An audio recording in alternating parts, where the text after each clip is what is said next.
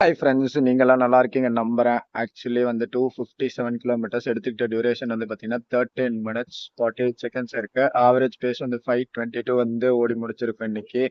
Finally ஒரு round தான் ஓடி முடிச்சிருக்கோம். இப்போ மணி எவ்வளோன்னு பார்த்தீங்கன்னா 11:30 ஆச்சு. இப்போதான் ஓடி முடிச்சுட்டு வந்து நின்றுட்டு இருக்கோம்.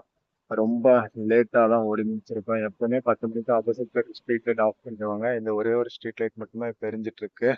எப்படி சொல்றது, அடுத்த ராத்திரி நம்ம ஒருத்தனை ஓடி முடிச்சுட்டு வந்து நின்றுட்டு இருக்கோம். இனிமே தான் ஸ்ட்ரெச்சஸ்லாம் முடிச்சுட்டு அதுக்கப்புறம் தான் வீட்டுக்கு கிளம்பணும். என்ன சொல்றதுன்னா லைஃப்ல நம்மளை சுத்தி இருக்கக்கூடிய கெட்ட விஷயங்கள்லாம் இருக்கு பார்த்தீங்களா, அதெல்லாம்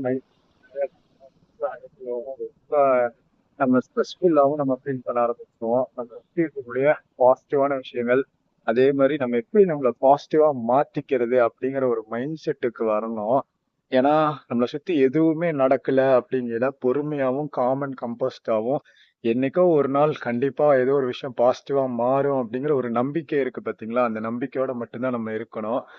ஏன்னா நம்மளை சுத்தி நிறைய நெகட்டிவ் பீப்புள் இருப்பாங்க, நெகட்டிவிட்டி நிறைய இருக்கு. அந்த நெகட்டிவிட்டியை வந்து எங்கேயும் ஸ்ப்ரெட் பண்ணாம ஒரு மாதிரி நம்ம பாசிட்டிவிட்டியை மட்டும் தேடி நம்ம மைண்டும் வந்து ரொம்ப ரிலாக்ஸாகவும் ரொம்ப ரெஃப்ரெஷிங்காகவும் வச்சுக்கிட்டா மட்டும்தான் நம்மளால டே டு டே லைஃப்ல ஓட முடியும். இதை பத்தி என்ன நினைக்கிறீங்கிறது வந்து கீழே கமெண்ட்ஸ்ல சொல்லுங்க. நாளைக்கு போயிட்டு வரோம்.